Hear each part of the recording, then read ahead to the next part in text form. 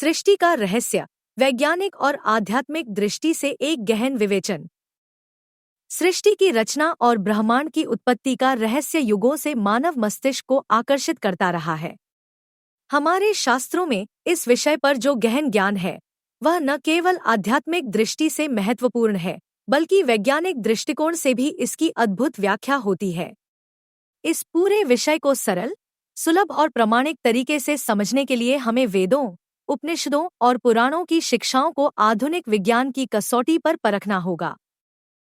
भगवान और माया का रहस्य। भगवान स्वयं अनंत, असीम और मायातीत हैं। वे किसी भी प्रकार के गुणों से परे हैं।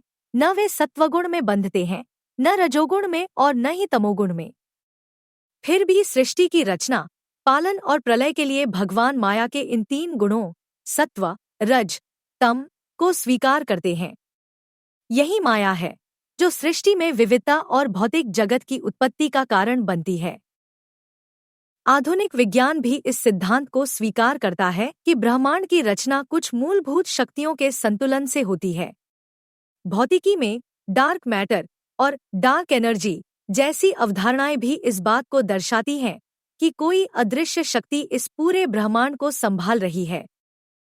महत्तत्व और अहंकार की उत्पत्ति। जब भगवान ने एक से अनेक होने की इच्छा प्रकट की, तब उनकी माया ने काल, कर्म और स्वभाव को स्वीकार किया। इस इच्छा ने सृष्टि के बीज को जगाया।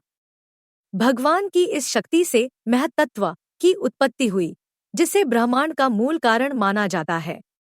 यह वही अवस्था है जिसे आधुनिक वैज्ञानिक सिंगुलैरिटी कहते हैं, वह बिंदु जहां से बिग बैंग हुआ और पूरा ब्रह्मांड फैला।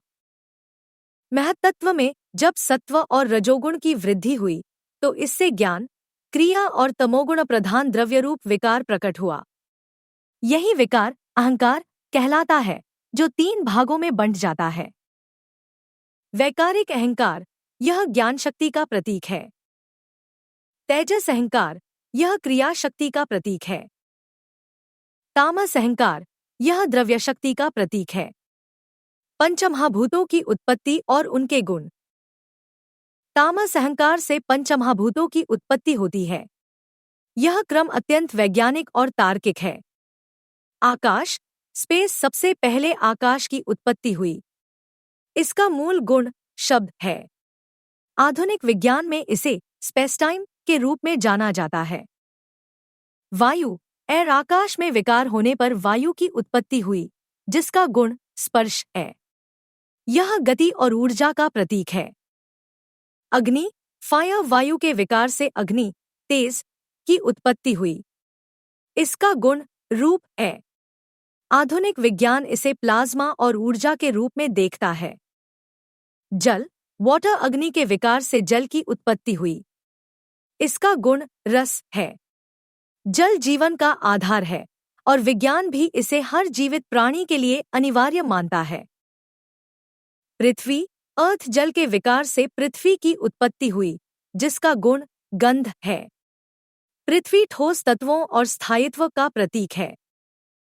यह क्रम हमें आधुनिक विज्ञान में भी देखने को मिलता है, जहां भौतिक तत्वों की उत्पत्ति भी इसी क्रम में होती है। स्पेस, गैस, ऊर्जा, लिक्विड और सॉलिड।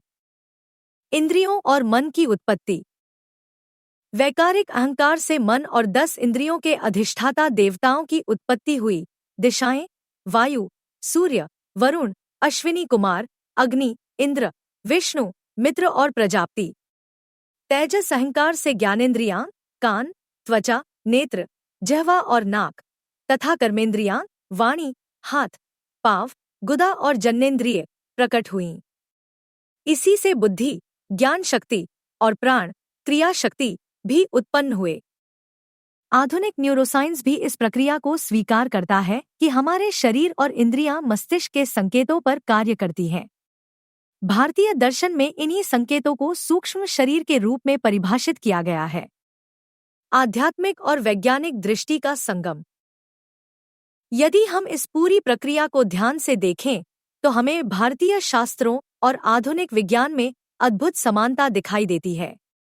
सृष्टि की उत्पत्ति, महत्तत्व, पंचमहाभूत और इंद्रियों की रचना, यह सब भौतिक और सूक्ष्म ऊर्जा के संतुलन पर आधारित है।